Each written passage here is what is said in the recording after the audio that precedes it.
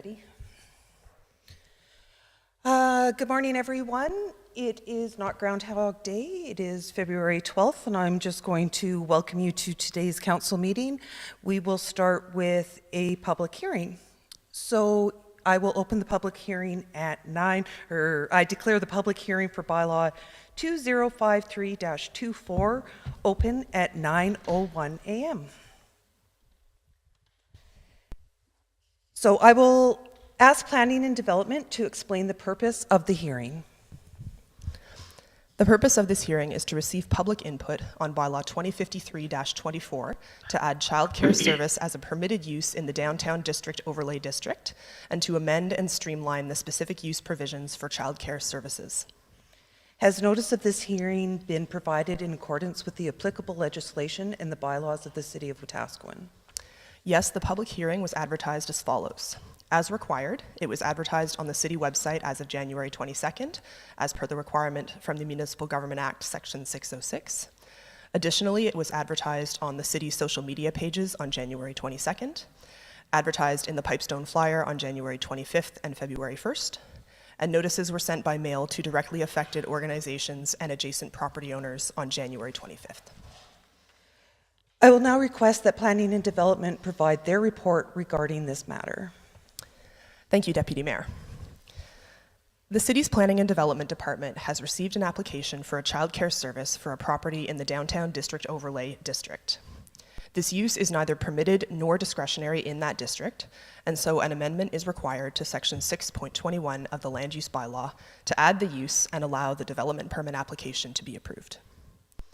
Additionally, the applicant is requesting amendments to the specific use provisions for childcare service in Section 8.1.2 of the Land Use Bylaw. Some of these amendments are required to allow the downtown childcare application to proceed.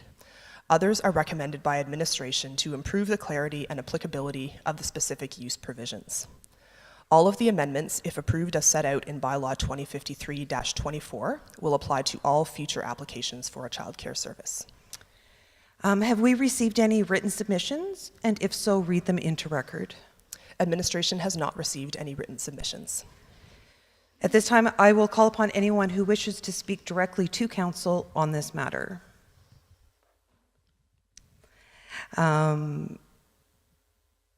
So first, we'll call upon those who registered prior to the meeting, and then anyone else who wishes to speak may have an opportunity. Please note that all speakers will be given no more than 5 minutes to speak.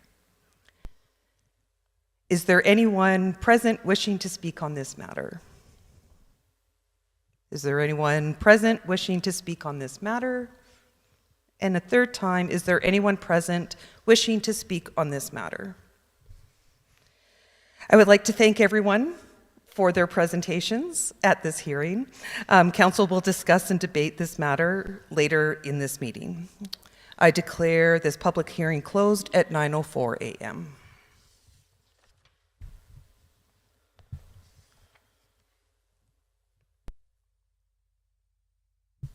Yep, thanks. Sorry, Emily.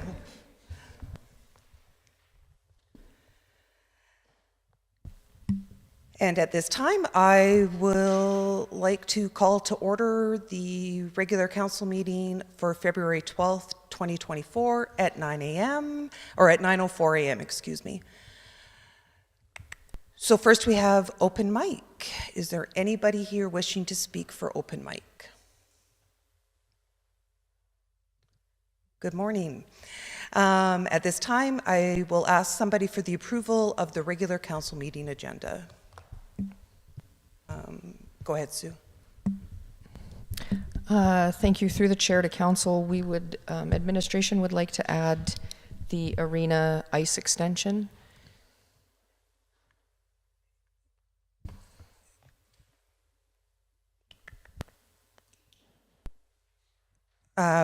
We can add that to new business 15.2 or 15.3, excuse me. Any other additions? Go ahead.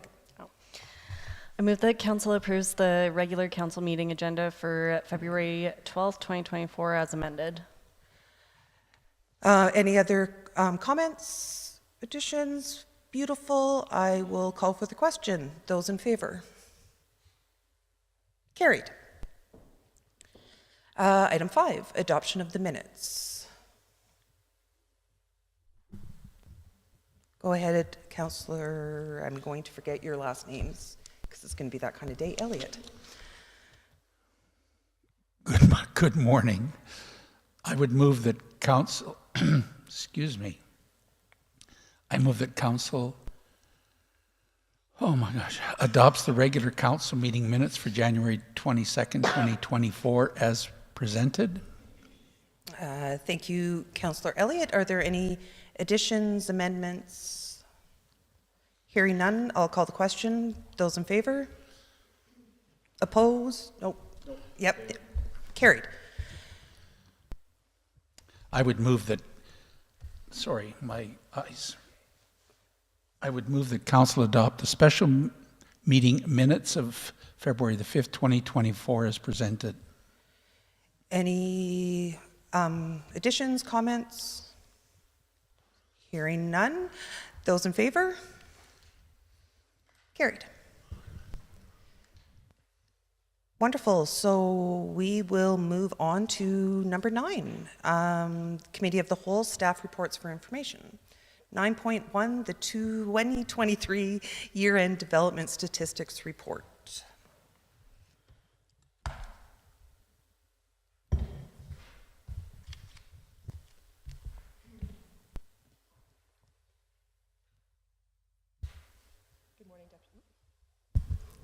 Good morning, Deputy Mayor, members of council.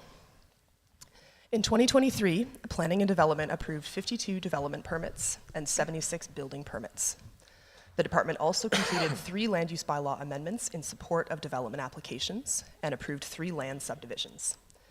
In attachment 1 of the report, you'll see a more detailed breakdown of permit numbers and project values in commercial, industrial, institutional, and residential categories. So there are just a few observations that I'll highlight for you in the report today. The first is that the project value of the approved permits in Wetaskiwin varies quite widely in each category each year, and this is due largely to the city's small size and the ability of any one project to significantly impact our statistics. Last year, the total project value at close to $30 million was the highest recorded in the past 5 years. This was primarily due to major institutional projects, such as the Hope Mission Emergency Shelter and renovations at the Wetaskiwin Hospital, which together reported project values of just over $19 million. The number and value of residential permits were similar in 2023 to 2022, 1.54 million in 2023, 1.65 million in 2022, but were lower than in the 3 preceding years. And this is due in part to land use bylaw changes in 2021 that exempted a greater range of small-scale developments from obtaining development permits. As in previous years, most permits in 2023 were for things like decks, accessory structures, and renovations. The number of commercial permits was consistent with the 5-year average, with project values of $7.86 million up from a low period that was likely related to the COVID-19 pandemic. A wide range of projects were approved, including both renovation and new construction, throughout the city, including downtown, the Automile, and the Wetaskiwin Mall. And finally, the number of industrial permits was also consistent with the 5-year average, but overall project values were lower, just under $1 million, and this was due to a project mix that was made up mostly of minor renovations and accessory structures. And so with those overall observations made, I'll invite any questions that you might have. Thank you, Emily. I'm looking for a motion, please. Councillor Blatz. Oh my gosh. I move that council accepts the development permit statistics report for 2023 as information. Thank you. Questions, comments? Hearing none, I'll call for the question. Those in favor? Perfect. Carried. Thank you.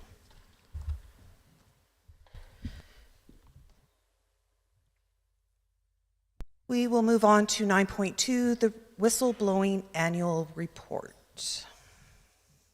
Welcome, Shelley.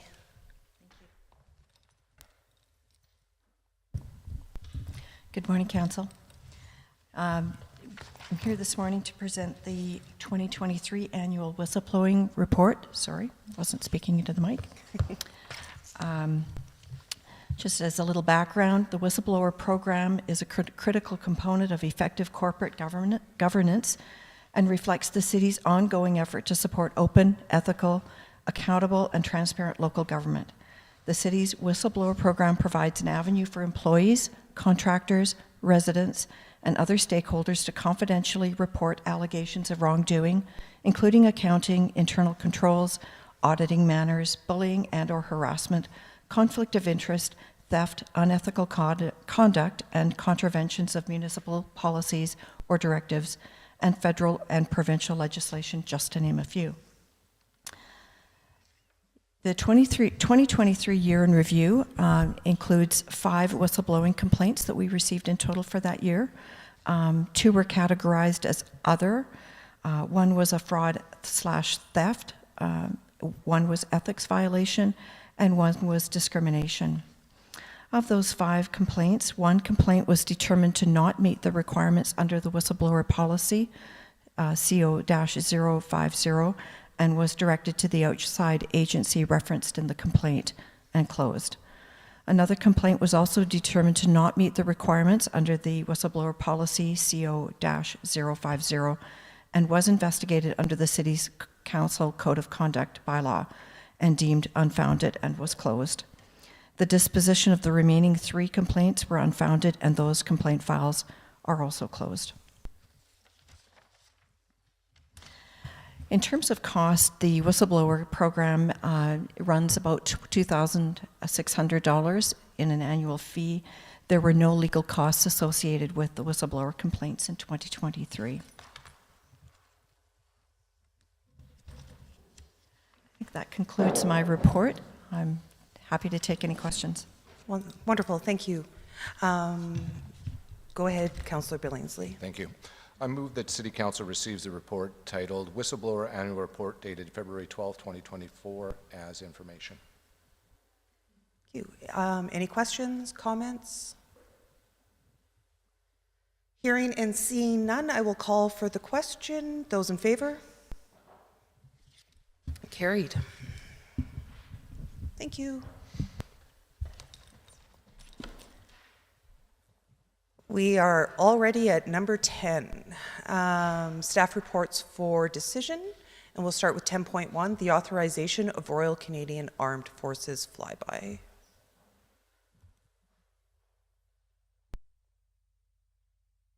Welcome. Good morning, Council. There we go. The purpose of me being here today is to request for a decision to approve the flyby for the Royal Canadian Air Force for the 50th anniversary of the airport. They require a letter be signed either by the mayor or members of council to allow them to fly over the town. Beautiful. I'm looking for a motion. Go ahead, Councillor Billingsley. Thank you. I move that City Council approves the flyby of the Royal Canadian Air Force's assets for the airport's 50th anniversary on May 4th, 2024.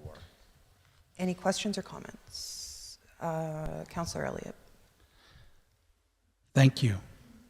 I'm just wondering, are there any other celebrations planned for the 50th anniversary of the regional airport? Are you aware of any? Through the chair to Mr. Elliott, we're currently working on a few other events at this time. We have nothing really confirmed in cement, but this one we're trying to get set up so that we can begin promoting it. Thank you very much. Thank you. Okay, seeing nothing else, I just have a comment. Welcome, Matthew. It's the first time I've seen you, so I don't know how long you've been with the city, but I'm really excited to see you, and I hope that you guys have great luck with this 50th anniversary, and it's already in my calendar, so. Thank you very much. Perfect. Oh, I guess, sorry, I didn't call for the question because I got excited. Those in favor? Perfect. Carried.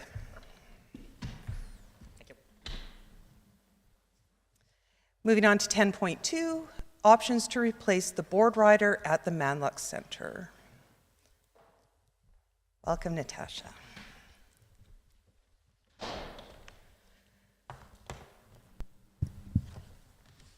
All right. Good morning, Deputy Mayor and members of Council. So I'm here today to present some information about the BoardRider.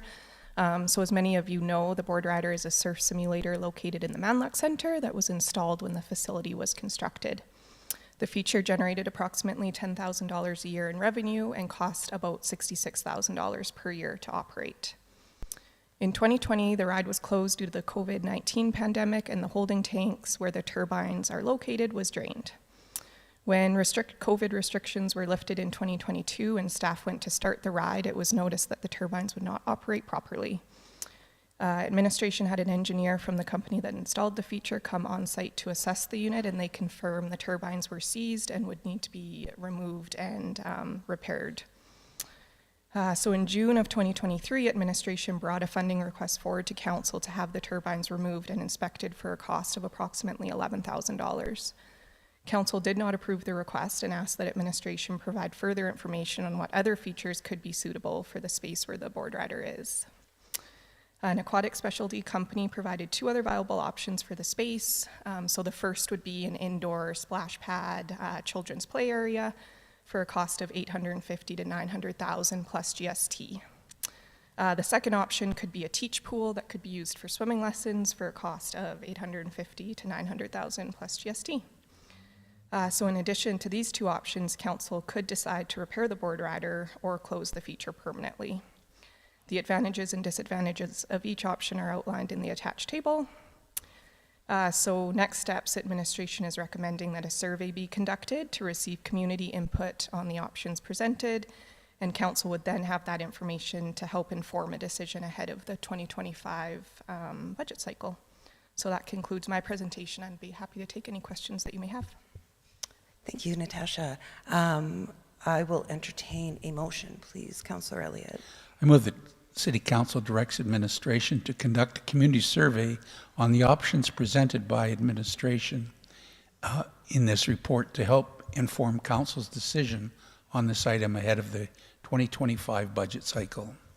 Thank you. Any questions or comments? Go ahead, Councillor Elliott. Thank you, Deputy Mayor. Through to Natasha. Natasha, are any of these parts, could we sell them? And if so, do you know what they'd be worth? Through the chair to Councillor Elliott, I do not know what the parts would currently be worth. We could look into that and see. A lot of the components were fit to the Manluk Center, right? So I'm sure there are certain parts that we could sell, keeping in mind that they are 10 years old now. So, yes. But it's certainly something we could look into. Okay. That feature cost $1 million in 2013, and it was going to be the pride and joy of Wetaskiwin. We were going to have people coming from all over the world for surfing contests and everything else. That was the idea behind it when it was installed, and it did not come to fruition. So I just wanted to know if there was anybody would be interested in some of our 10-year-old parts. Thank you. Thank you. I have on my list Councillors Billingsley, Blatz, Bronco, and Nielsen in that order. So we will go with Billingsley first, please. Thank you. Through the chair to Natasha. Option number 4 describes that it would be $3,000 to put in perimeter fencing or permanent fencing. Why are we pulling the turbines if it's fenced? I mean, are pulling them, is it because it's a danger, or is there, why pull them until we decide to do whatever gets decided with that area? Yeah, through the chair to Councillor Billingsley. So the turbines are located underneath, kind of in the basement area, right? So they can stay, but if we're not planning to do anything with them, it is, facility maintenance best practice to not leave something in there that's not operational. But that is council's discretion. Thank you. Go ahead. Councillor Blatz. Thank you. Through the chair to Natasha, I just wanted to say thank you for providing us with so many different options ahead of the budget cycle.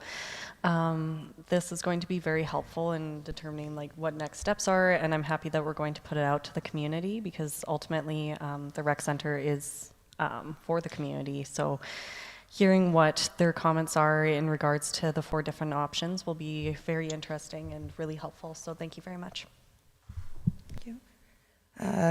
Councillor Bronco. Thank you, Deputy Mayor. To Natasha. Natasha, so what is the cost? We don't have a cost to repair that turbine. Through the chair to Councillor Bronco, no, we do not, because until they pull the turbines, they can't confirm what's all is wrong with them. If it's just a matter of them being seized, the thought is it wouldn't cost too much, but they weren't able to confirm any dollars until they have them in their shop and pulled apart. So should boy, it's a hard decision because those options we have of putting other stuff, 800,000 and all that, and yet we don't know how we can pick what we don't know what the cost to repair that is. The other question is the other options you have here for 800,000 to put the play and everything. What do you have a rough estimate what it costs to maintain that? Because we know what it costs to maintain the wave runner there at 60,000. So to me, unless I know the option of what it costs to repair that, is it cheaper than going the other steps? I still think we need to know what it costs to repair that equipment is. Go ahead, Councillor Billingsley. Thank you. Through the chair to Councillor Branco. 6 months ago, maybe-ish, this was presented to council and we voted to basically not do the repairs because of the fact of we were looking at $60,000 a year maintenance thereabouts, and we'd be looking at $10,000 just to pull the turbines and upwards to a potential of $1 million to fix them. At that point, then a motion was made to basically come back with some options what to do with that space, and that's why we're here today. So we do have a rough estimate to repair those turbines. Upwards to $1 million could be substantially less. Is that not correct? Yeah. Go ahead, Paul. Through the chair to Councillor Branco and the rest of council. So approximately in June of last year, 2023, administration, as noted in the report, had come to council to ask for the $11,000 to pull the turbines out. And then once the turbines were out, we would need to work with a subject matter expert, somebody that knew how to fix those turbines, and then they would come back with a quote on how to repair them. But because we are unable to get the funding to get those turbines out, that was directed by council last year, we do not have an option to explore. So the report in front of you is to look at the 4 options presented in the attachment that Ms. Grant has provided, and to go out to the community to say, out of those 4 options, what is the community will? What would they like to see? And then to present that back to council. And then most likely when we have all that information back before council, we'd be looking for council direction on which of these options would you like to explore in preparation for the 2025 budget cycle. So costs like the cost to operate it, the full capital costs, those would all be detailed out and presented to you as part of the next budget cycle. Thank you.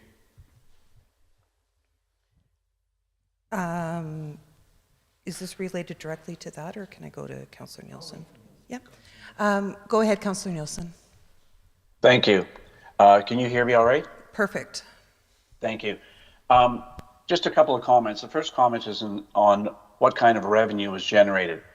And from personal experience with the grandchildren, had a number of circumstances where I would buy passes to use the facility with my grandkids, or use a BoardRider, only to find out that we had long lineups of people who have not paid because everybody got 3 or 4 free rides.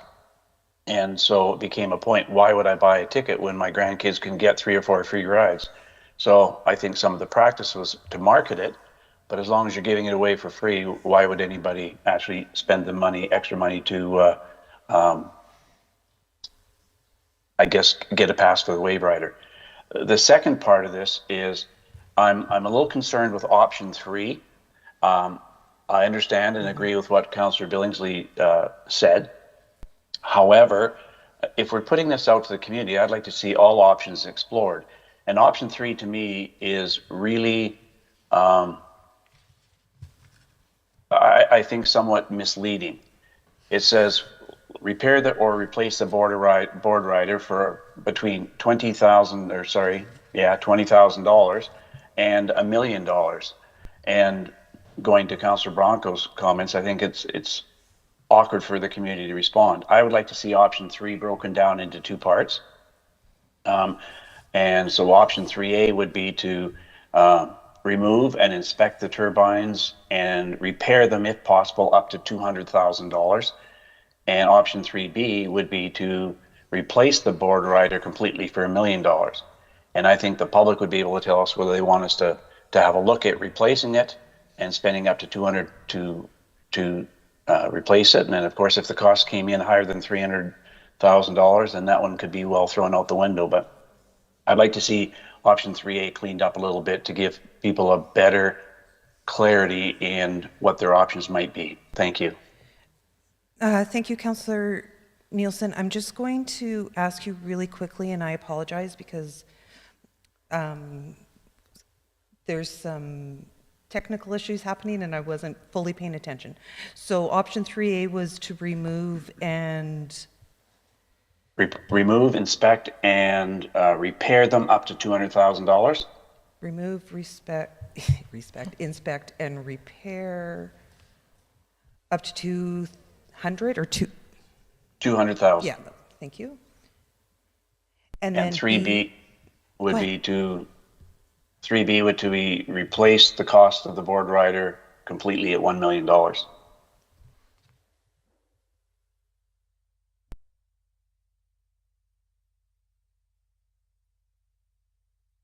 I'm just going to, at this minute, refer or go to administration because I'm not 100% sure how I want to do this. Sue, do we need to,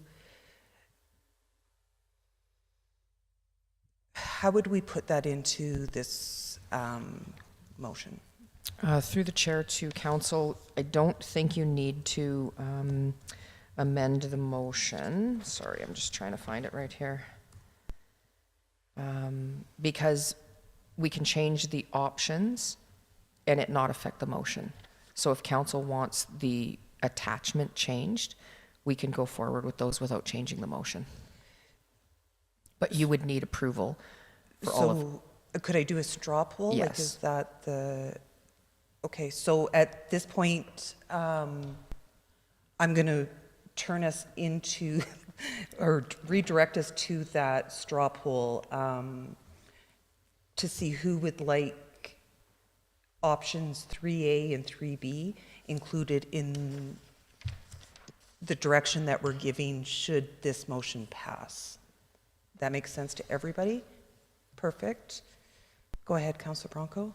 One question, if we're doing the estimate of repairing the wave runner, don't we need to pass to find out the expense? If I'm correct, it's $11,000 to inspect it before we find out what it costs. Don't we need to make a motion to spend the $11,000 first? Through the chair to Councillor Bronco, my understanding, and Councillor Nielsen can correct me if I'm wrong, is to find out what the public wants first, and then we'll come back to council and ask for the money based on what the public wants. Okay, thank you. Yep, happy. Councillor Billingsley? Thank you. To administration, any idea of exactly what motion was made in April of last year? Through the chair to Councillor Billingsley, I will look it up. It's in our records. I just don't have it on the top of my head here. Okay, thank you. Yeah, if I remember correctly, and again, he's looking it up, but if I remember correctly, the motion was to remove the turbines for a cost up to, was it $10,000? To just see what we could do with them. That, and I just remember arguing it seemed like a lot to just inspect them to me, and that was where my brain was going when we were first debating that.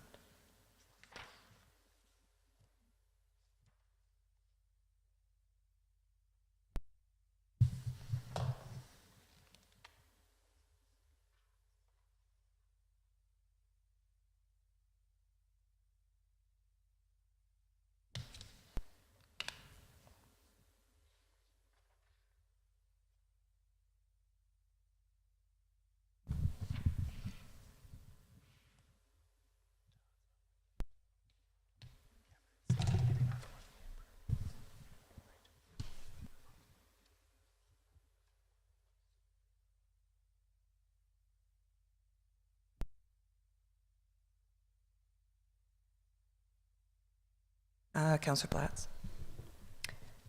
Through the chair to Councillor Billingsley, your question was, what was the original motion? Okay, I got it. It was, I move City Council direct administration to proceed with option 1 of the report titled Manluk BoardRider Update and Funding Request, dated June 26, 2023, and approve $11,000 to complete the BoardRider inspection to be funded from the Manluk Center Reserve. And that was what we voted against. Okay, so then what was the result of that said motion? There was the It was follow-up defeated. motion to bring back options, which is what So this one this is. is then where we are at? Yes. Thank you. No problem. Go ahead, Councillor Elliott. Thank you, Deputy Mayor. Just a comment. There's been meetings held recently with the Spray Park Committee, which are doing an excellent job. And their proposal is to raise $1.2 million. That would be at no cost to the taxpayer. Options 2, 3, and 4 are all at cost to the taxpayer. And my thought is, if, Natasha, is it possible that if the BoardRider were removed, that a spray park could go in that space? Through the chair to Councillor Elliott, yes, but it would be an indoor spray park, right? Yes. So I believe it would be different than what the community group is trying to do and having more of a free use, spontaneous summer use facility, whereas this would obviously be a pay to use and it would be located in the Manluk Center. My only thought is that then we could have a year-round spray park as opposed to something that only exists for 4 or 5 months. So, and also I would just like to thank Natasha. That was a very thorough report, and I appreciate it very much. Thank you. Thank you, Deputy Mayor. Thank you. I do not have anybody else listed on my list. I just wanted to make a comment to that, Councillor Elliott, and I totally appreciate what you're saying. I would hesitate to,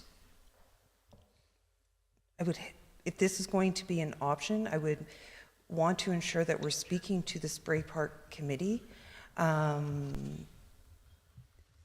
also as to what their intentions were.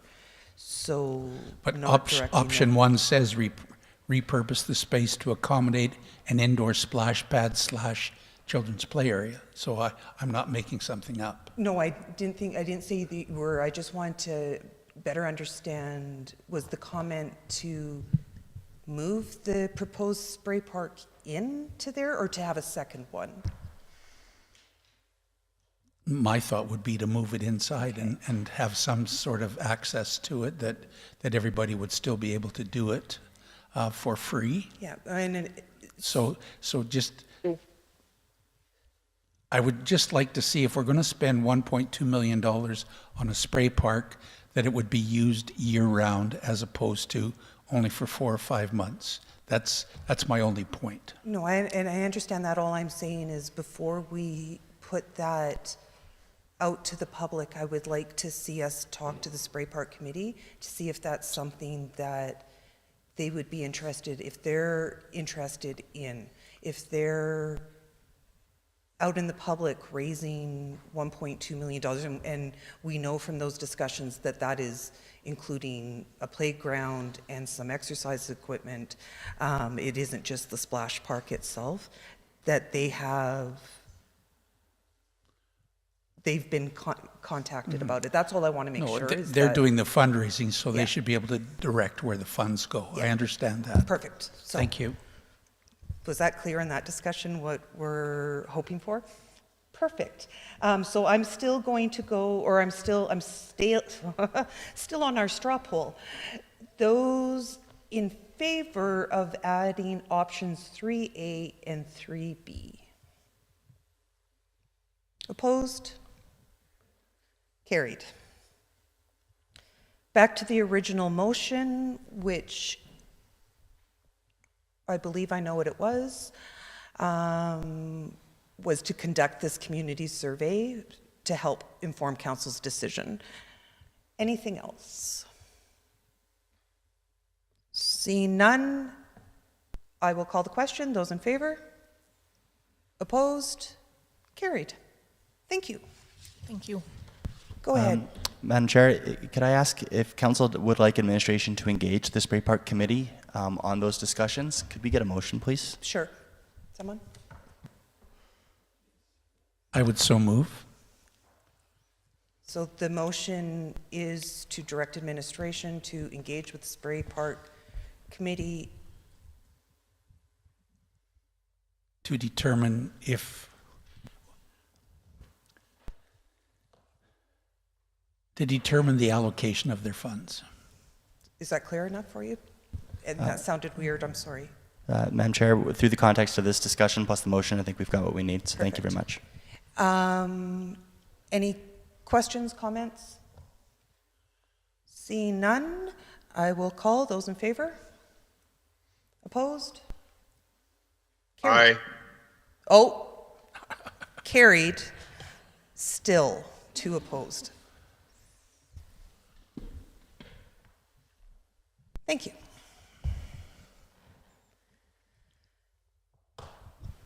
Wonderful. We are on 10.3, the Community Organization Property Tax Exemption Regulation, also known as COPTER.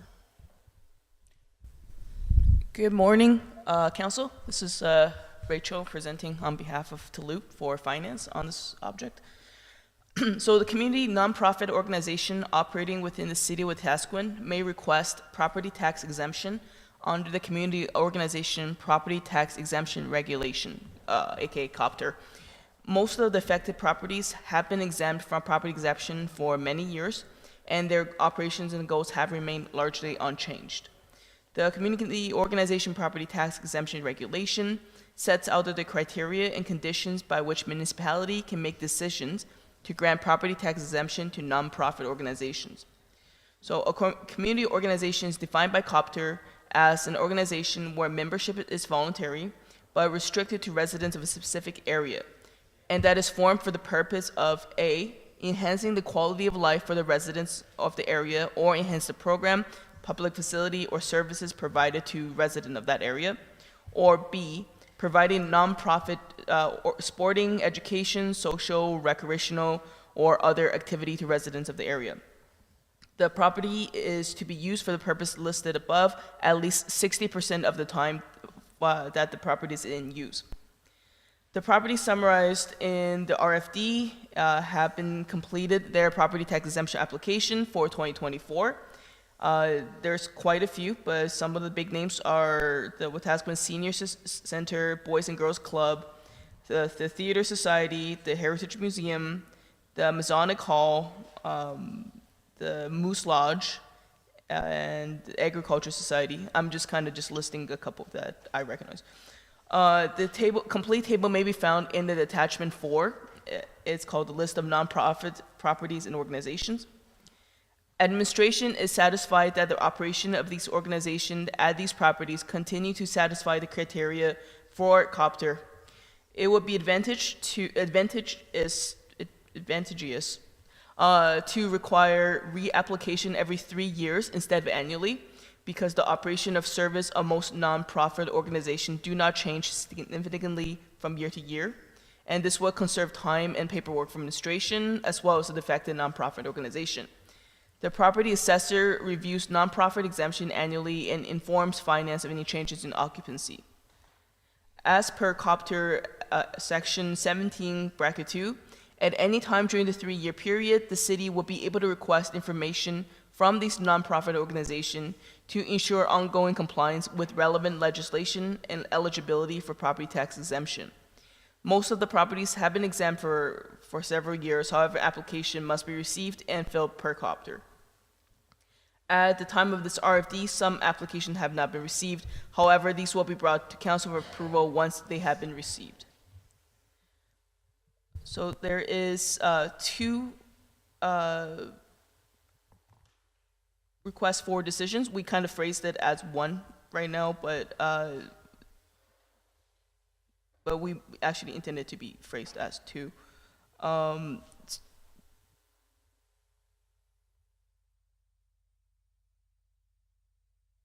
They're up on the screen. Basically, where it says "end," that's the second part of the request. Thank you. At this time, and I got ahead of myself, I am going to call on the previous Deputy Mayor, Councillor Blatz, to take over the chair so I can excuse myself for pecuniary interests. All right. Does anybody have any questions? Councillor Billingsley, go ahead. Thank you. Through the chair to Rachel. Just for clarification before a motion is made, on this list, where was it here? 192110, the Wetaskiwin Nut Bolt McMahon Central. Wetaskiwin Nut and Bolt is a retail business inside the same building where the McMahon's is. Are we stating then that Wetaskiwin Nut and Bolt is exempt as well? It is just that property, so the row 192110. I don't know exactly what is in that building, but the intent is for the McMahon Central to be exempt. But it's not very clear, or sorry, it is, in my opinion, it's clear. We're stating that Wetaskiwin Nut and Bolt, that portion of the building, then is exempt as well. I will have to bring that back to. Okay. Yeah.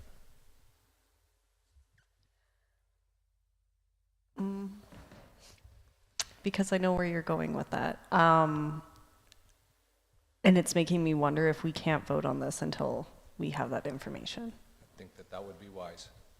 I agree with that. Councillor Branco.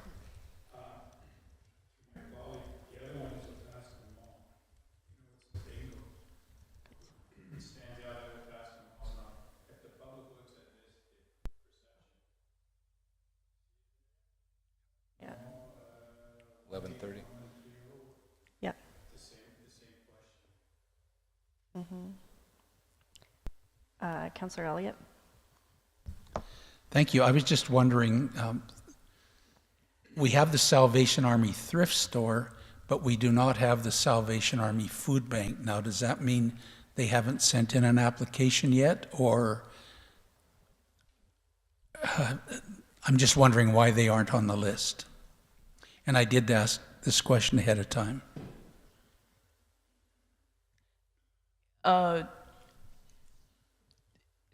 It could be because we haven't received their form yet. Okay. And this RFD was written a couple weeks back, so we might have already got it in the interim.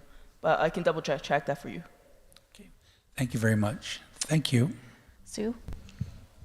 Through the chair to council, I'm wondering if we could table to the next council meeting and then we could have all that information ready for you. That's what I was going to ask, Work. Councillor Billingsley? Thank you. I move to table this discussion until the February 26th regular council meeting. Okay. Councillor Nielsen, I saw that you had a question and then my screen went away. But go ahead. Thank you. There's no discussion on a tabling I know motion? he rose his hand before that motion came up though, so I do want to hear what his question was. Go ahead, Thank Councillor you. Nielsen. Through the chair to Sue, with the review of this list, could we also get an explanation similarly with regard to the Wetaskiwin Mall? Thank you. Thank you. Thank you, Okay. Madam Chair. No worries. Sorry for missing your hand right before calling that. And yeah, so that has been pushed to the next meeting, and there's no discussion on that. So I'm just going to quickly grab our chair to come back, and I will be right back. Do we not need to have a vote on the tabling? We don't vote for a tabled motion. Yeah, we would. In case you don't want, in case somebody didn't want to table it. Do we? I thought that we just called for table. Yes, Okay. we do. All right. Those in favor of tabling this motion?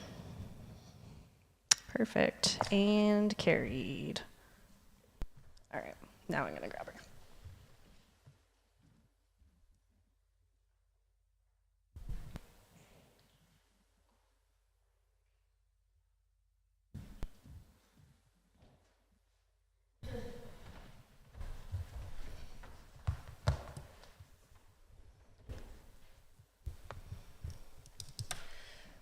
Okay, thank you. So I believe we can move on to item 10.4. Something's beeping at me. 10.4 is the update on extended producer responsibility, the EPR program. Good morning, Council. Welcome, Sean. The purpose of the report is to update Council on the advancement of the provincial EPR program with the Circular Materials Group. Just a brief overview. The extended producer responsibility shifts the physical and financial burden of collecting, sorting, processing, and recycling the waste to the producer and away from local governments and taxpayers. Alberta's new EPR framework will diversify our economy by encouraging companies to find innovative ways to recycle more material and produce less packaging waste.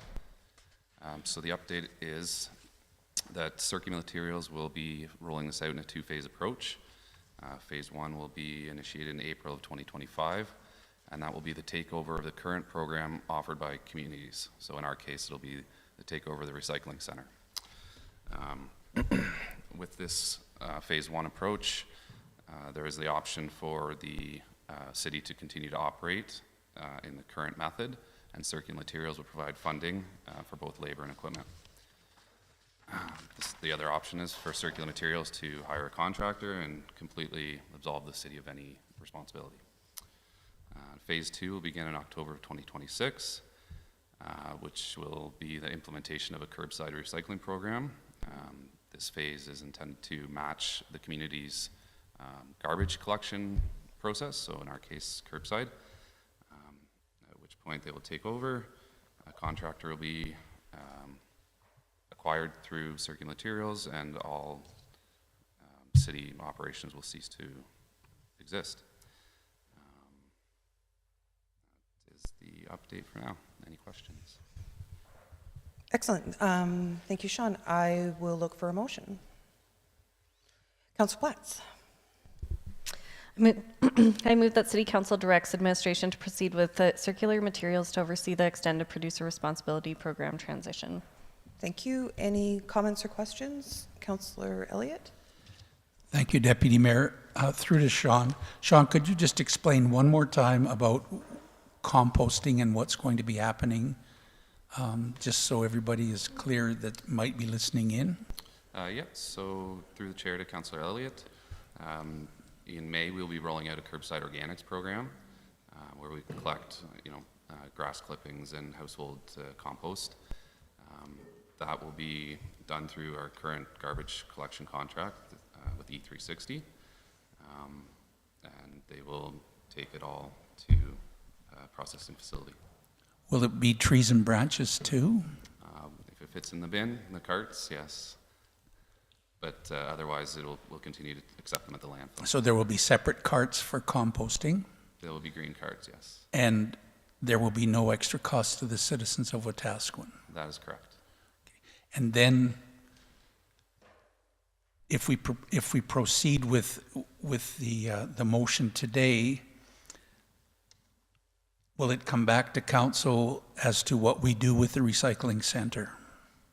Yes, so it's a little bit up in the air right now with Circular Materials. They're still working through this transition phase, but they haven't told us whether we must close the recycling center and only do curbside recycling, or if we can continue to operate the recycling center. Okay,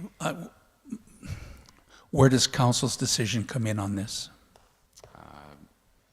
I don't want it to end up like we made a motion today and then all of a sudden we're hung out to dry again because we made a motion in February that says we have to turn everything over to the other people.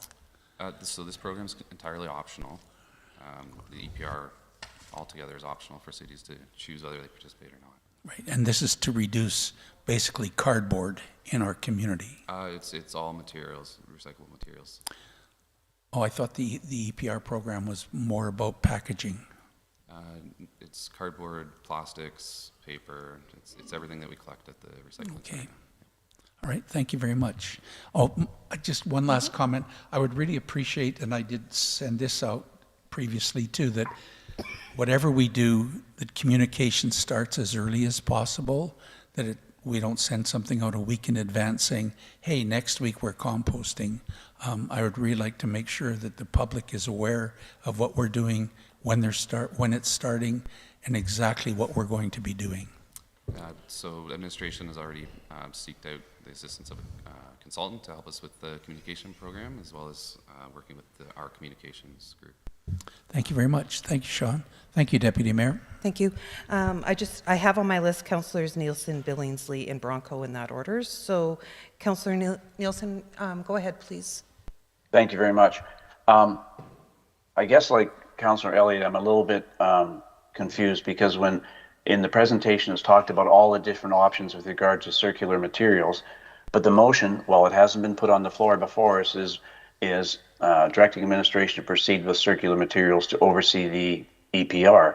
But there's a number of elements within that EPR proposal that Sean's talked about. So I guess if this motion passes, what does administration see council's direction being?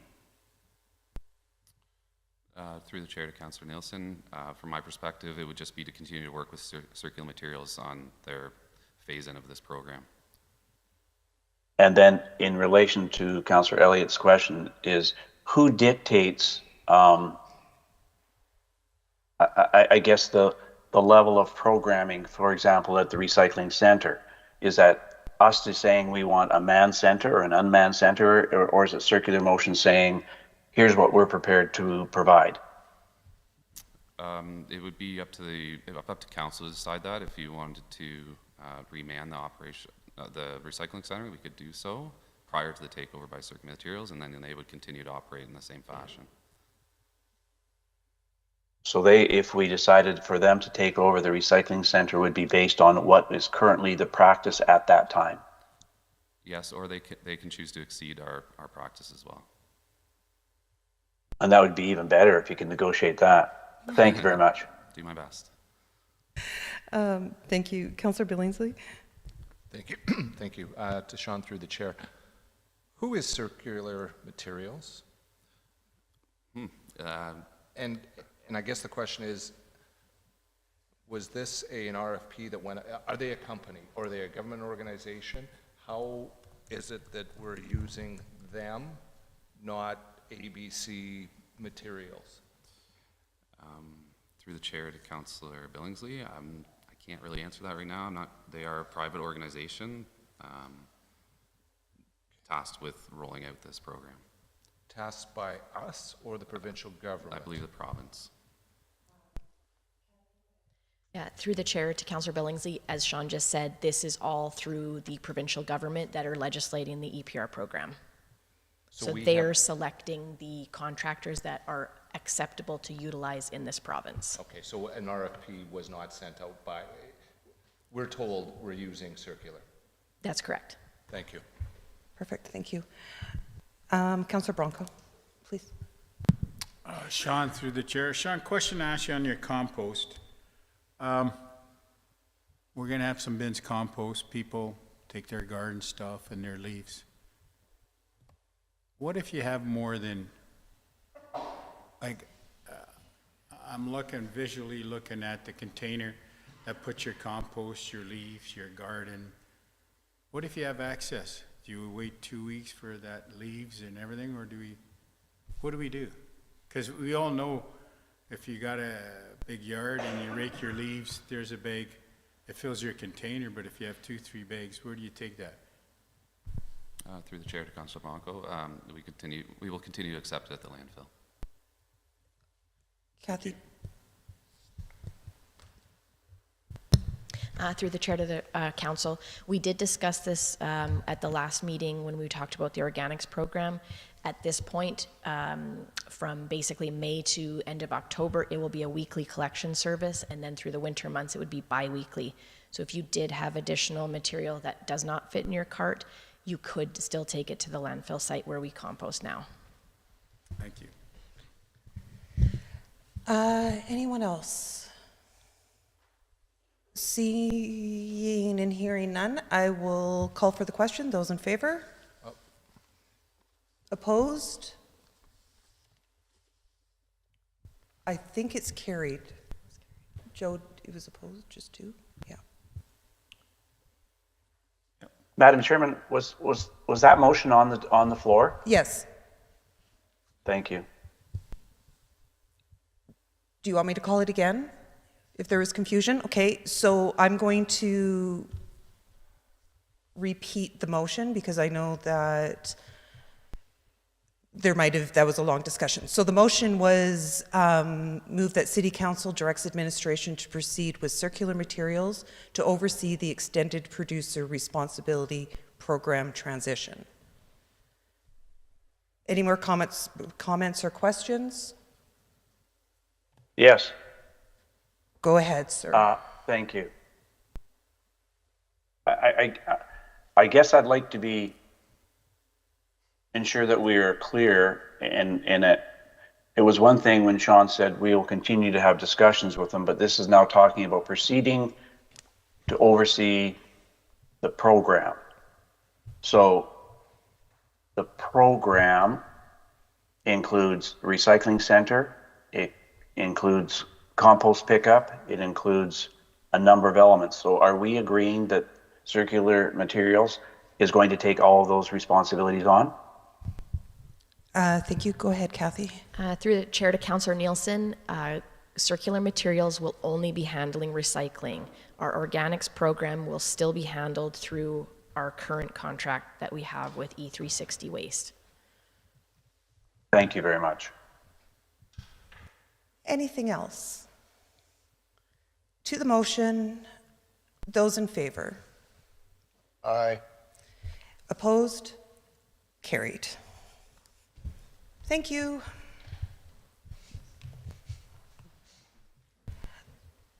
We are going to take a 10-minute break, please. 12 minutes. We'll come back at 10:10.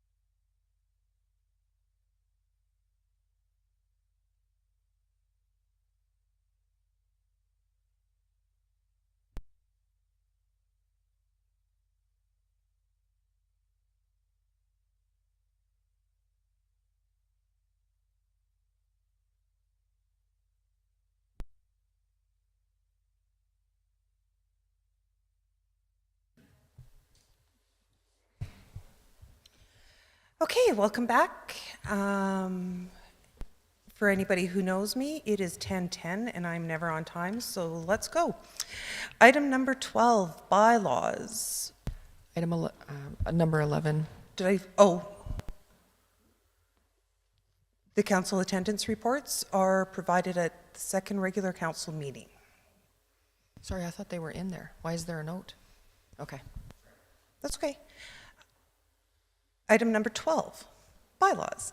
We'll start with 12.1, the Memorial Cemetery Bylaw 2054-24. Okay, good morning again. The purpose of this report is to request council to approve the Memorial Cemetery Bylaw revision of Schedule B to match Bylaw 2047-23, fees and charges bylaw as amended. So in the attached document, I will add that there are some minor wording changes that have been noted in red, but this is mostly just to update the fees to match our fees and schedules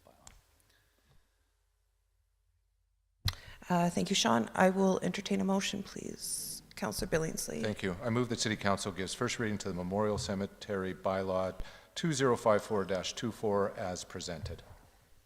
Any questions, comments? Councillor Elliott. Thank you, Deputy Mayor. Just through to Sean.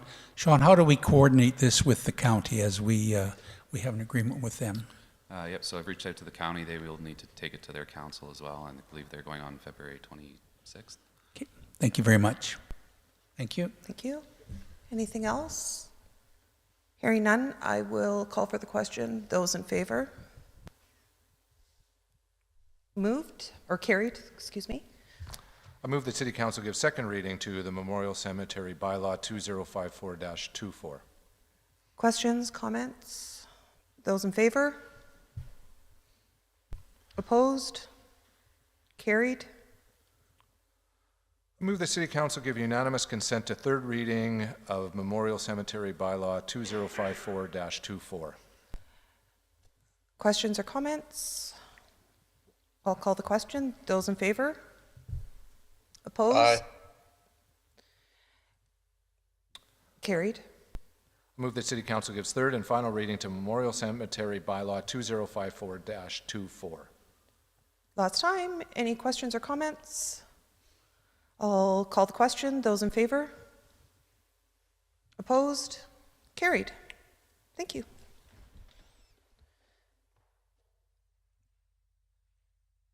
So we will welcome Emily back for 12.2, the bylaw 2053-24 to amend land use bylaw 1804-13, districts and specific use provisions for childcare services. Thank you again, Deputy Mayor, members of council. As noted in our report at the public hearing earlier today and also in the report presented at the January 22nd regular council meeting, this is for two types of amendments to our land use bylaw relating to a childcare service. The first is to add the use as a permitted use in section 6.21 of the land use bylaw, and additionally to amend the specific use provisions in section 8.1.2, some of which relate specifically to the application at hand, others of which are recommended by administration to allow greater clarity and applicability. These are detailed in attachment 6 of the report that has been provided as part of the agenda. And all of the amendments, if approved as set out in this bylaw, will apply to all future applications for a childcare service as well. So with that report, I know we've been over it a couple of times. I'd be very happy to answer any questions that you might have. Thank you. I will look for a motion, please.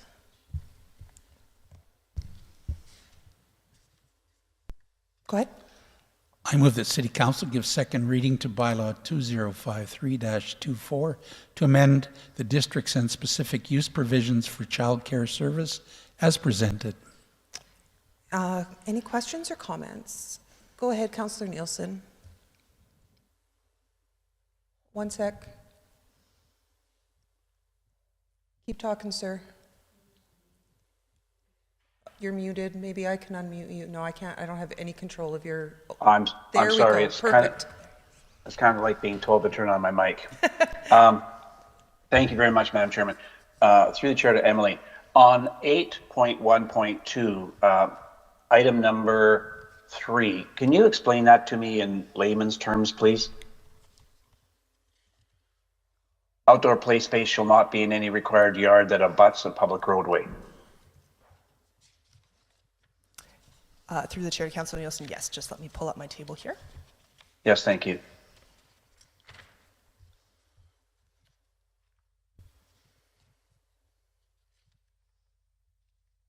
Just for my sake, Councillor Nielsen, can you clarify which sub-number? Sorry, it's under 8.1.2 childcare services number 3. 3, thank you.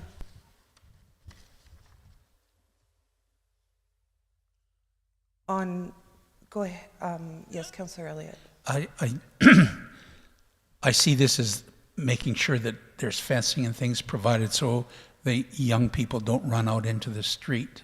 Across the street, the BGC is proposing to put in a park, and they will have it fenced and everything just to make sure that everybody is safe. And I think that that's what this is saying. Through the chair to members of council, yes, and thanks for your patience just while I found the relevant clause. So the gist of this provision that outdoor play space may be allowed in any required yard, providing it's designed to limit any interference with other uses, or that abuts a public roadway, unless the design, size, and other characteristics shall mitigate the potential impact of the traffic. This is, as noted, just to ensure that there is safety for the children playing in that yard through fencing, through buffering, through vegetation, and other things that might mitigate the impact of the traffic, both in terms of a physical vehicle, but also in terms of things like emissions and noise and other impacts of vehicle traffic on the children using that space. And so the provision is substantially the same as it currently is in the bylaw. The only thing we have amended in this case is just to note, to remove the wording relating to any non-residential zone, because currently there are no residential zones where a childcare service is permitted. Thank you. Also, on just clarification, please, on the same section 8.1.2 number 4, the parking, and it talks about how much on-site drop-off space for every 10 children. And I guess number C talks about the drop-off area shall be located within 60 meters from the main entrance of the facility. And if I go 60 meters either direction from the entrance, that would occupy somewhere around 100 meters, say, for parking. Does that create problems for other potential businesses or residents in that area? Through the chair to Councillor Nielsen, in a word, we think likely not, just because generally these spaces used for drop-off parking for a childcare service are occupied very much at the beginning and the end of the day, and for the most part for 5 to 10 minutes at a time, just while a parent pulls up, jumps out, takes their children in, takes their coat off, hangs up their coat, and is back in the car. So we think that the impact to other businesses in the downtown district area would quite likely be minimal. Thank you very much, Emily. Thank you, Councillor Nielsen. Anything else? Okay, hearing none, I will call the question. Those in favor? Opposed? Carried. I move that City Council gives third reading to Bylaw 2053-24 to amend the districts and specific use provisions for childcare service. Any questions or comments? Councillor Bronco. Thank you. Emmy, sorry. Question to ask you. I'm visually looking at this area, and we have a back alley beside that building. Would that back alley, oh, it's on. Is that back alley will be closed, or is that city property, even though with the sale of all that asset?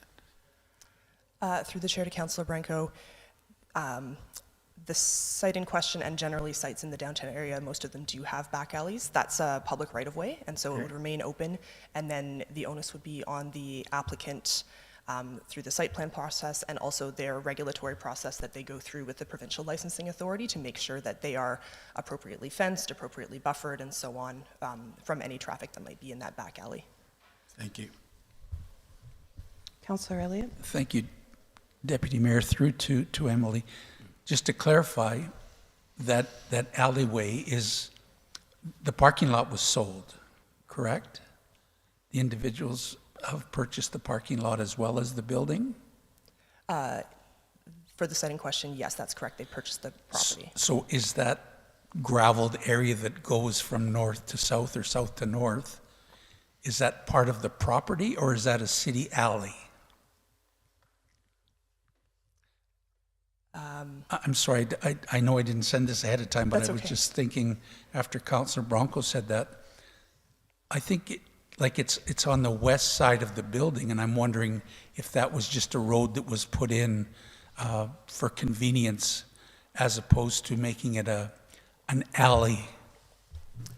Through the chair to Councillor Elliott, I am wondering if we're talking about the same parcel. The one that I have in mind for this particular application doesn't have an alleyway going beside the building.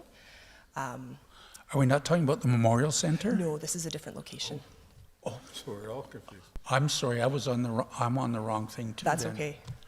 Sorry, too. And it does, the changes as noted do apply to all the properties zoned downtown district overlay in general. Okay, thank you. I'm sorry. That's okay. So maybe I can help. We're not speaking of a specific building or property. We're speaking of making additions to an overall bylaw that will, so the bylaw in general will allow childcare services, because prior to this bylaw, it wasn't in that bylaw. Thank you That's for the, correct, yes. That made there's- sense to Yes, me. that's thank you okay. for the clarification.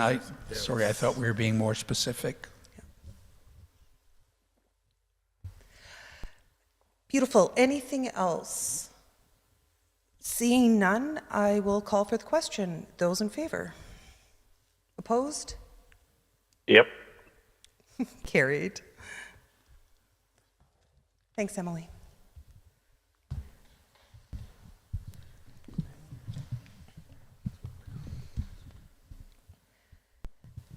Okay, so we are moving right along into correspondence. I will, there is no presentation of sorts. I will ask for a motion, please, Councillor Billingsley. Thank you. I move that City Council accepts the correspondence items as information. Thank you very much. Is there anything within that correspondence that anybody would like to speak to?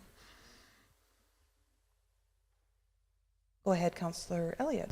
I would just like to pull out the fact that Inspector Zablocki is leaving and moving into government, and just like to thank him publicly for his service. He's been in Wetaskiwin twice, and then he was with K Division, and I'd just like to thank him for his exemplary service. Thank you. Thank you. Anything else? Seeing none, I will call for the question. Those in favor?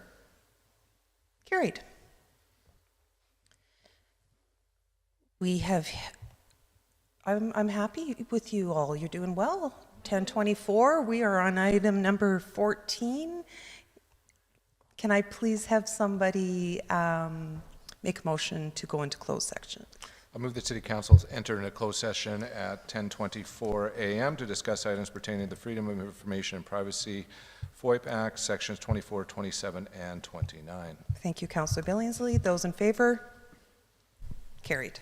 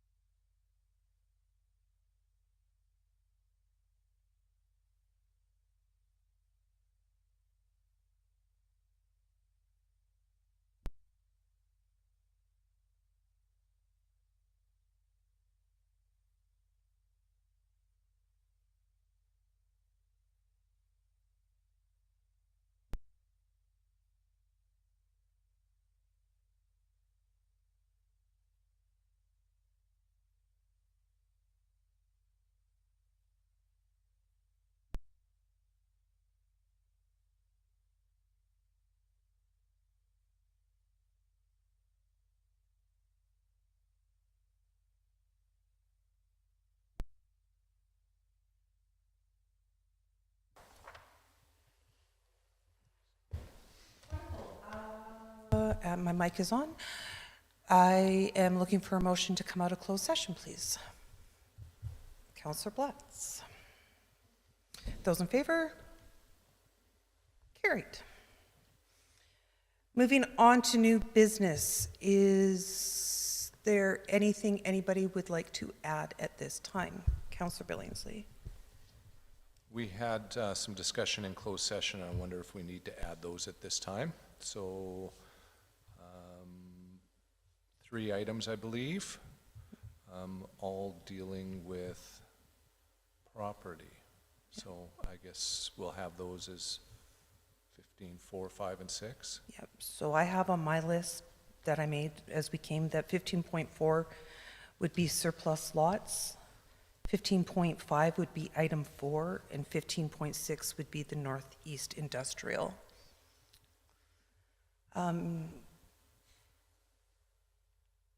Is there anything else anybody would like to add to new business? Okay, I will ask for those in favor of 15.4, the surplus lots. Opposed? 15.5, looking for a motion of those in favor of item number 4. Those in favor? Opposed?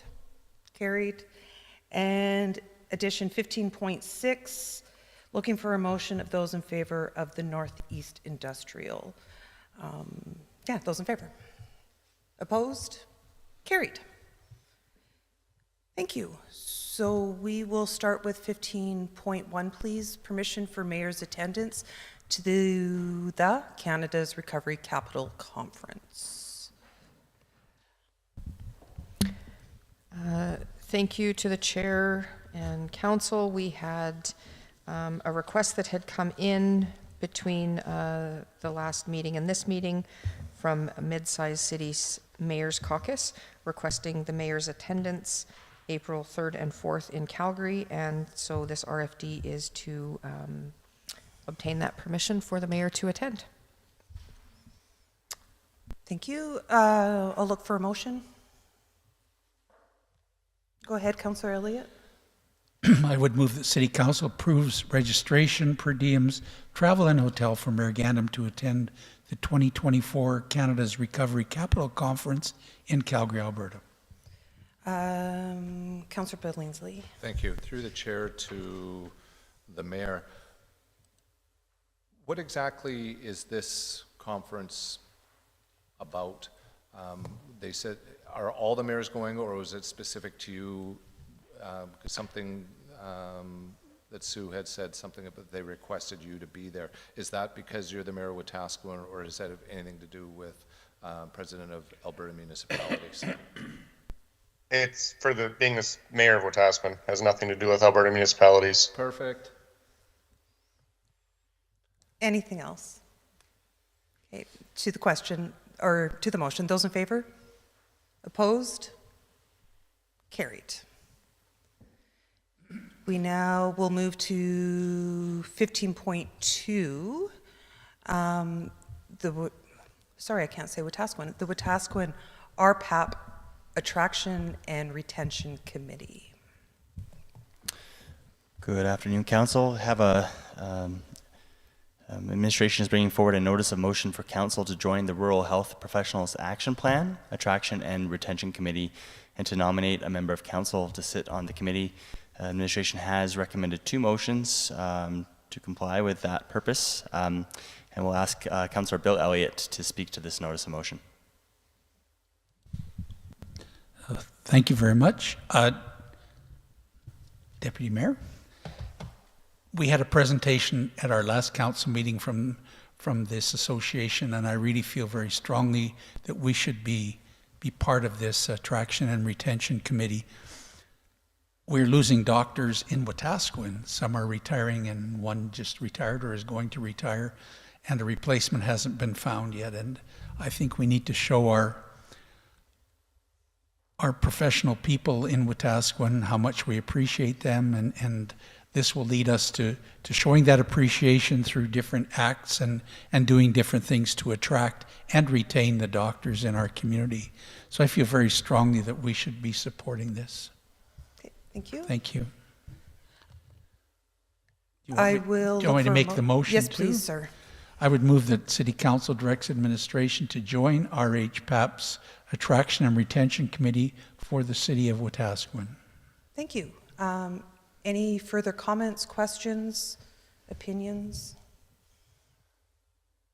Seeing and hearing none, I'll call for the question. Those in favor? Opposed? Carried. Deputy Mayor, I'd like to move that City Council nominate Councillors Blatz, Nielsen, and myself to represent the City of Wetaskiwin on this Attraction and Retention Committee. Thank you. Councillor Billingsley. Thank you. I'm not sure we need to have three. I mean, very few committees do we have three councillors when, on any committee. So I'm not sure why, when something's starting out, that we need to have three. We end up, it costs the taxpayers dollars for every time that a councillor sits on a committee. I would not be in favor of having three councillors on such committee. Go ahead. My thought is that depending on the times of meetings, that people may not be able to attend the meeting, so we would make sure that we had attendance all the time, because I feel this is a very important committee. Thank you.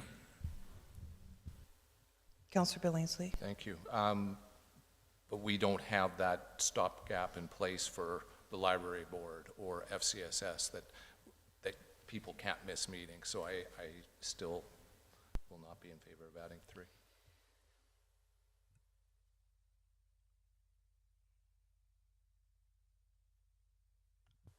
I'm not sure we need more than one.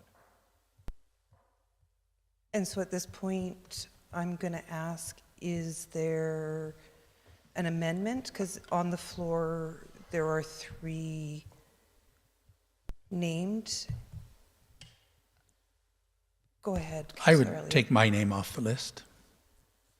Thank you. So I would amend to remove my name. Okay. So to the amendment that it to the amendment to remove Councillor Elliott.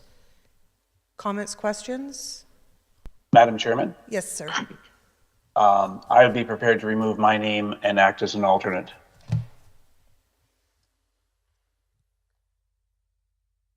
So I now see a whole big amendment. The amendment to read removing councillors Elliott and Nielsen from the motion and to act as alternates if necessary? No, I would just say to remove myself from that and appoint Councillor Nielsen as the alternate. What he said, do we need that on writing? Yeah. So I understand that the amendment is that City Council remove Councillor Elliott from the motion and appoint Councillor Nielsen as the alternative.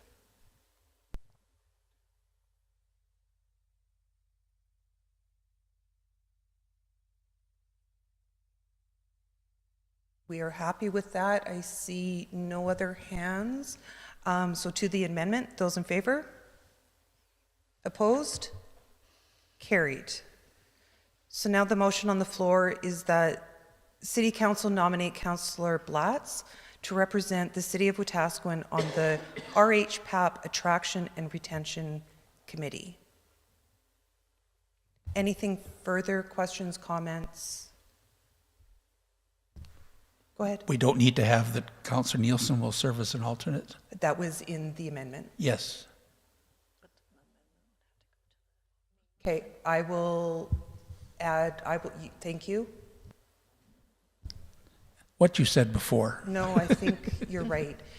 So the motion is, are we keeping up with me? Brain's working, it's almost lunchtime. That City Council nominate Councillor Blatz and Councillor Nielsen as the alternate to represent the City of Wetaskiwin on the RHPAP Attraction and Retention Committee. Beautiful. I will call for the question. Those in favor? Opposed? Thank you. Carried. We are now, I can move my little sheet of paper. We are going to go to 15.3, which is a motion that had come out of, a closed session that we had last week. And I believe Paul will be leading us in this discussion. Thank you. Good afternoon, Council. Have a report before you today to provide overview of an opportunity to extend ice in our Co-op Place Twin Arenas for the months of April and May 2024, which has been requested by local and outside ice user groups.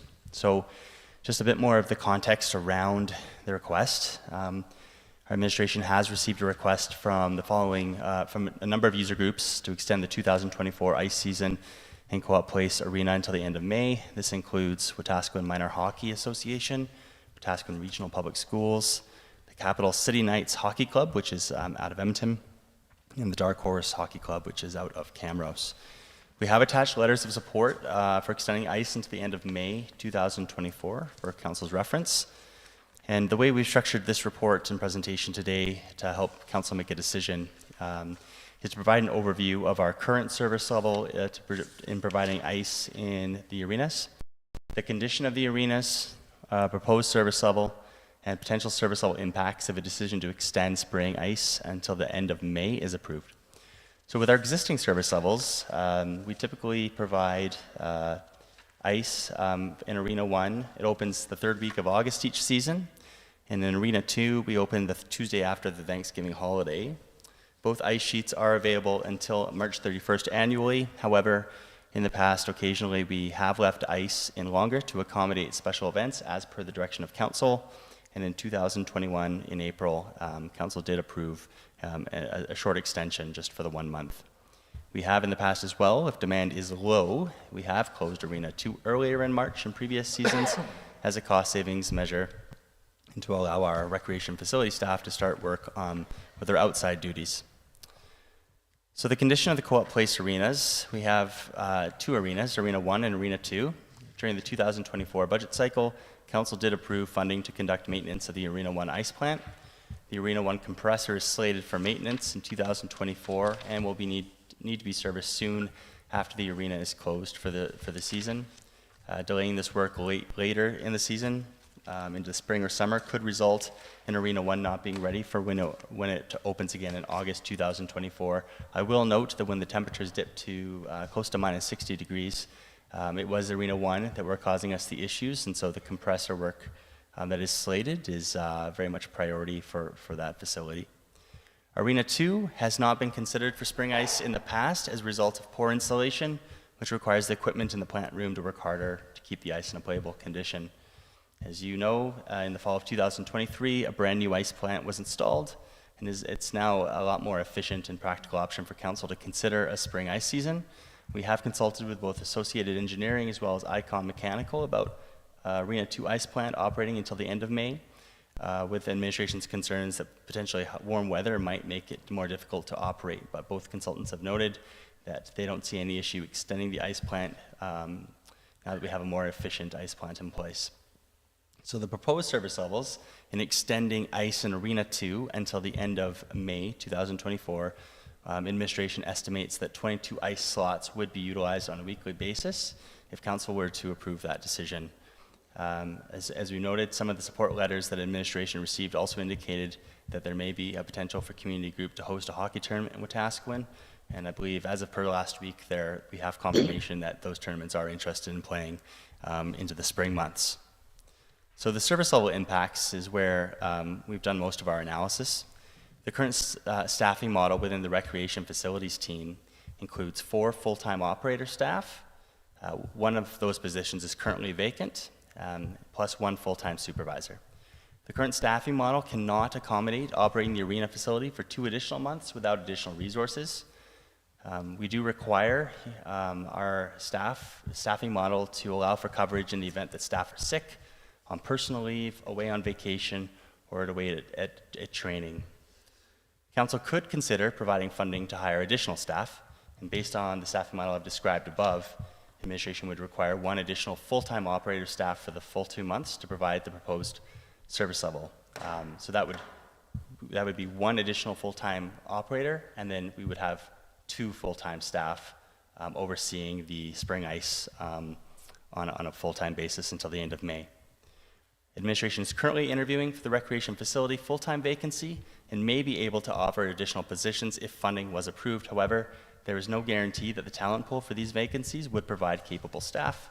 We have had challenges in the past in hiring temporary staff into these roles, and administration is not confident that we'd be able to hire staff in a temporary position into the end of May 2024 to support the proposed service level. We don't believe that the talent pool would have interest.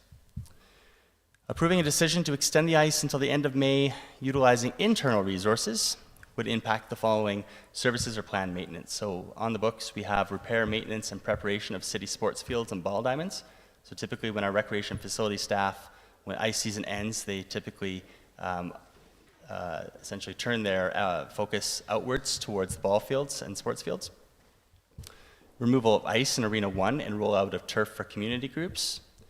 Plan down, shutdown, and maintenance of the Manluk Center, which is scheduled for April, and maintenance of city parks. So staffing Arena 2 for 2 additional months would significantly limit the recreation facilities team's ability to remove ice from Arena 1 and roll out turf for community groups, as well as the ability to prepare, maintain, and repair ball diamonds, which also includes the Norm Brown Field and soccer fields across the city.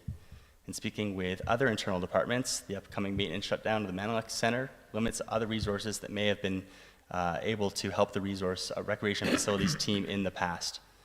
Unfortunately, the city, just for context for that sentence, typically in the past when we've run into staffing issues with the recreation facilities team, we're able to swap resources between our facilities team and the rec facilities teams. However, with that Manluk Center shutdown, our facilities team is going full blast and focusing on that as a priority. We do have plans to onboard summer students at the start of May in our Public Works Department. However, these students wouldn't provide sufficient staffing for the majority of the proposed ice extension, as they are not available until the start of May. And transitioning staff from other internal departments will have a negative impact on other areas, such as the ability to maintain our city facilities and parks on the outside. Wetaskiwin Regional Public Schools has identified that there is a potential to utilize high school students as part of a 4-credit course, and the city could also explore recruiting volunteers to support the rec team. However, in both cases, these resources present a potential OH&S risk, and that these staff would not be trained or may not have the adequate training, which presents a higher risk of injury or damage to city property, and may also not regularly attend the shift work required to support this extension, which would put the onus back on city administration. In either scenario, administration would be forced to shut the facility due to a lack of consistent resourcing. We have also reached out to regional partners and have been unable to secure a commitment for staffing resources to support this request. So in conclusion, approving the proposed service level extension of ICE in Arena 2 until the end of May 2024 requires additional resourcing, either through a formal recruitment process or through repurposing internal resources as noted in the report. We do not currently have resources to accommodate this request internally without compromising an existing service level. Utilization of high school students or volunteers poses a risk and may not be reliable over the 2-month ICE extension. Administration would recommend that if Council does support a service level extension until the end of May 2024 annually, the Council direct administration to submit an operating business case to support this service level increase as part of the upcoming 2025 budget cycle. And alternatively, if Council supports an annual service level increase based on the information provided in this report, this should have been scrapped from the report. So that's the conclusion of my presentation. We do have, as part of the report that we've provided, I have provided some alternative motions for Council's consideration. As well, we do have an overview of the financial implications provided in your report as well. And with that, I can conclude my report and take any questions that council might have. Thank you, Paul. Go ahead, Councillor Billingsley. Thank you. I move that City Council accepts the report, request to extend the 2024 ice season in the Co-op Place Arena dated February 12, 2024 as information. I'd like to speak to that. To Paul through the chair, very detailed, and thank you very much for this report. I know that this, from the letters of support to go ahead with keeping the ice open, there's a lot of support within the community. The reason why I am not in favor of extending the ice has everything to do with our staff and actually having a plan in place, whether it's budget, whether it's staffing, that it is not fair to the staff and it's not fair to the budgetary process that we went through in late fall. Having said that, if there is a plan going forward in the spring of 2025 and it fits within our budget, I would certainly take a serious look. But since we did not have that discussion at budget, I just cannot support this at this time. Thank you. Councillor Elliott. I would also like to talk against or in favor of this motion. We had a very tight budget and we worked very hard to keep the tax rate down. The city subsidizes all recreation programs, so this would be an increase to that. And we would also, it looks like we're being asked to finance this through our reserves, and I don't think we need to reduce our reserves anymore either.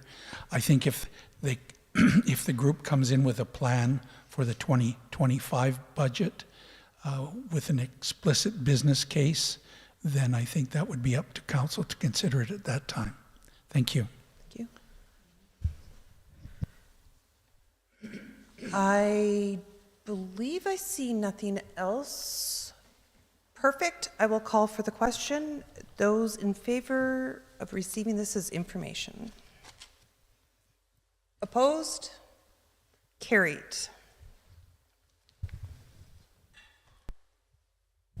Excellent. I'm going to move these papers on, turn to here. We are now at 15.4, surplus lots. I am hoping we will see a motion on our screen.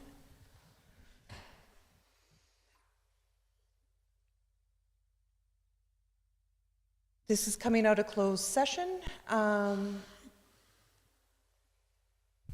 I would like to see if there is somebody who would like to make this, oh no, Joe is there, to make this motion, please. I move that City Council directs administration to complete the process to deem 4711 49th Avenue as surplus property. Thank you very much. Any questions or comments? Go ahead. Just through to the city manager, could you explain why we need to deem this as surplus property? Sure, through the chair to Councillor Elliott. Any of the properties, so we received an offer on this property, and the offer has fallen through, and so any of those properties that are of interest for selling right now, in the absence of a land strategy, we've been bringing back to council as one-offs. And so because council had previously accepted an offer and then the offer fell through, administration believed that council does want to sell this parcel, and so that's why we're bringing this back as a one-off. And we can't sell it until it is deemed surplus property, correct? Correct, that is the policy, yep. Thank you very much. Thank you. Anything further? Hearing none, I will call for the question. Those in favor? Opposed? Carried. Thank you. 15.5, which was item 4, coming out of closed session.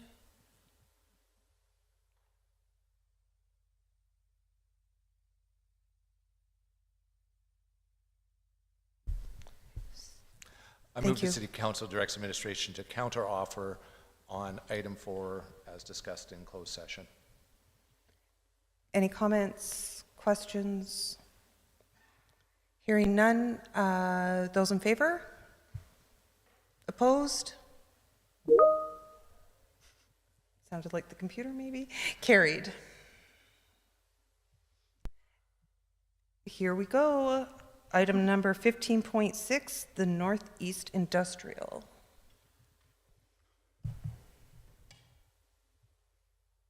We'll keep going. I move that City Council directs administration to conduct a required pre-development technical report for the Northeast Industrial Park to be funded from the municipal land reserves up to the amount of $100,000. Thank you. Any questions, comments? Beautiful. Seeing none, I will call for the question. Those in favor? Opposed? Carried. It is 12:14. We are adjourned. Thank you.